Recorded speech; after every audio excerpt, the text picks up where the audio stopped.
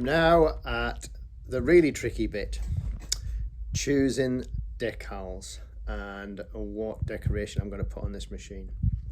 Now I want it to have a bit more of a traditional feel, as it's going to be industrial and it's going to be in my workshop with other industrials. I don't want to go completely away from the other machines that I have. So I'm thinking of something a little bit more traditional in the decals. So this one is my faff. This is not actually decals, this was stenciled. And I got my wife to make up the stencils for that. And then this is the Singer 20U. Again, this has more a traditional feel to it, although it's black and gold. So these are the decals that I have left in my stock. This one I've already ruled out because it just doesn't really work with the shape of the machine, so that one's going. These ones, however, this is pretty much like the actual original, the one in the picture of from the catalogue. So I'm thinking I'm going to look at these and see what we can come up with.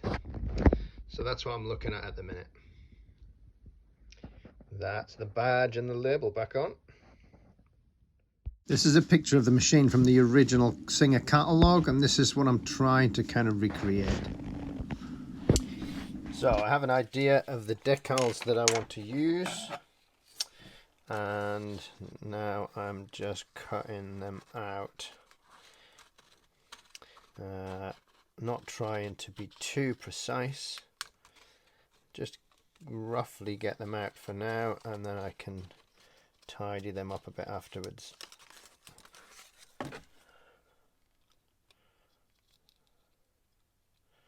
And really I just don't want any corners.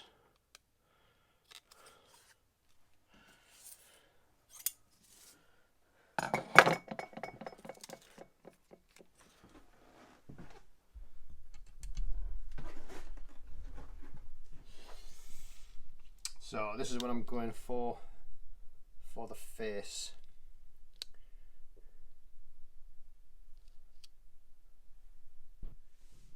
This is what I'm using for touching up the oil galleries. So it's just a little touch-up car paint.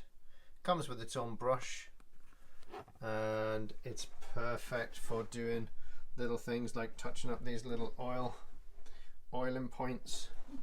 So it just gives them a little bit of a red highlight and makes them obvious. And that was pretty traditional with the industrial machines in the past. Okay, so I've chosen the decals I'm going to use. So these ones are going to go on the front, these ones on the back, these ones will go on the end plate, and these ones are for the bed. And there's also a few little kind of informational ones that will go on as well. And we'll put them on to start with. It's quite conservative, and then I have a little collection of other ones that if I think it needs a little bit more, then I can add them to it. So now we just need to prepare and get the decals on.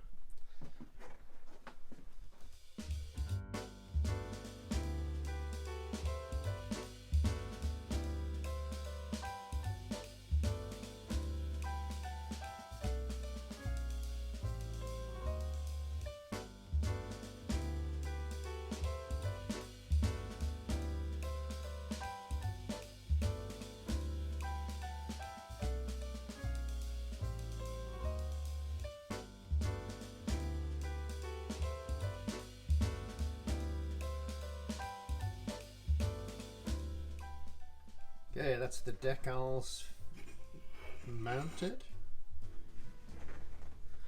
Now she needs to go and dry off, and then she'll be ready for lacquer. Very exciting.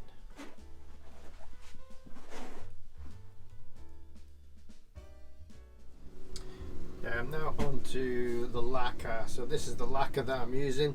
It's just a clear acrylic auto car lacquer. I've already got a few coats on, and now I'm on to hopefully the last coat. And there you can see the lacquer on some of these parts, and there's the machine. So it's looking quite nice at the minute. So I'm going to do one more coat just now, and then I'm going to leave that and see how that dries, and then decide if I need to put another one on. So I've also put just a single coat on some of these kind of polished metal parts. So these are knobs for changing the stitch width and the stitch length. And I've also found this beautiful, so this is the screw for the needle. I don't know if you can see that. At some point somebody has soldered a 1-cent coin into the slot of the screw to make it easier to change the needle. So I've saved that, and that can go back on.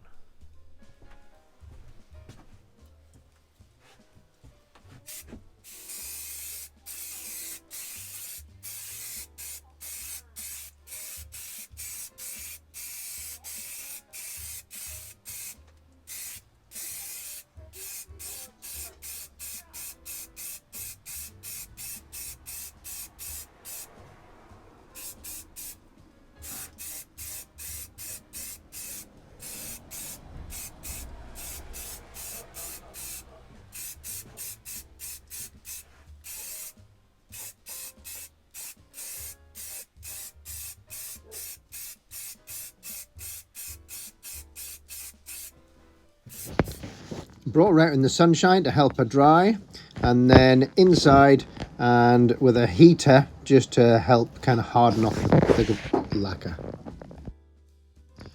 Now it's had a few hours now to dry off, and the lacquer is quite hard, so I'm going to start the reassembly process.